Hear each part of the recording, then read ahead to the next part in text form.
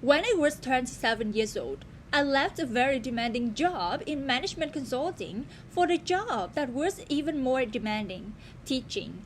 I went to teach 7th grader math in the New York City public schools. And like any teacher, I made quizzes and tests. I gave out homework assignments. When the work came back, I calculated grade. What struck me was that IQ was not the only difference between my best and my worst students. Some of my strongest performers did not have stratospheric IQ scores. Some of my smarter kids weren't doing so well. And that got me thinking. The kinds of things you need to learn in 7th grade math, sure, they're hard, ratio, decimals, the area parallelogram, but these concepts are not impossible. And I was firmly convinced that every one of my students could learn the material if they worked hard and long enough. After several more years of teaching, I came to the conclusion that what we need in education is a much better understanding of students and learning from motivational perspectives, from psychological perspective. In education, the one thing we know how to measure best is IQ. But what if doing well in school, in life, depends on much more than your ability to learn quickly and easily?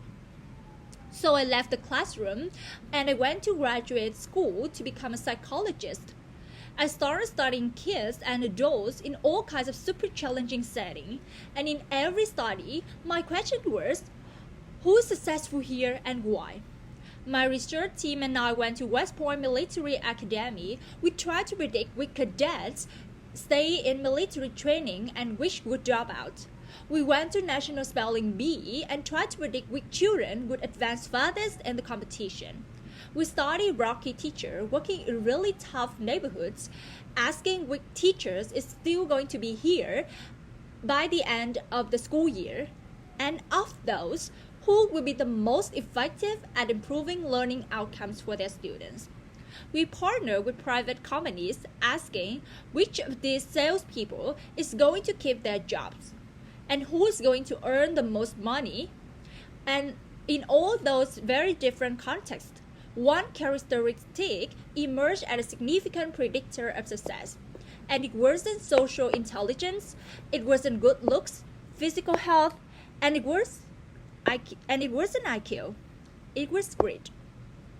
Grit is passion and Grit is passion and perseverance for very long-term goals. Grit is having stamina. Grit is sticking with your future day in, day out, not just for the week, not just for the month, but for years. And working really hard to make that future a reality. Grit is living life like it's a marathon, not a sprint. A few years ago, I started studying grit in the Chicago public schools.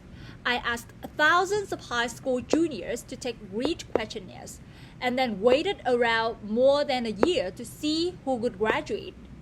Turns out that grittier kids were significantly more likely to graduate, even when I matched them on every characteristic I could measure. Things like family income, standardized achievement test scores, even how safe kids felt when they were at school. So it's not just at West Point or National Spelling Bee that grit matters. It also in school, especially for kids at risk of dropping out. To me, the most shocking thing about grit is how little we know, how little science knows about building it. Every day, parents and teachers ask me, how do I build grit in kids? What do I do to teach kids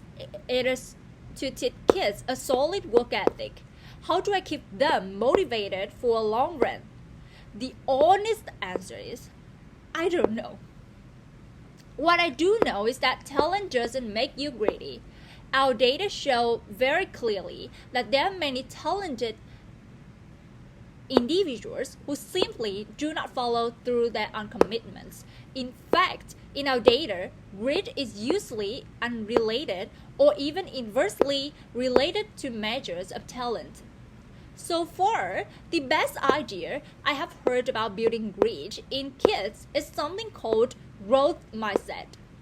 This is an idea developed at Stanford University by Carol Dweck, and is the belief that the ability to learn is not fixed, and it can change with your effort. Dr. Dweck has shown that when kids read and learn about the brain and how it changes and grows in response to challenge, they are much more likely to persevere when they fail because they don't believe that failure is a permanent condition. So growth mindset is a great idea for building grit, but we need more. That's where I'm going to end my remarks because that's where we are. That's the work that stands before us. We need to take our best ideas, our strongest intuitions, and we need to test them. We need to measure where we've been successful, and we have to be willing to fail, to be wrong, to start over again with lessons learned.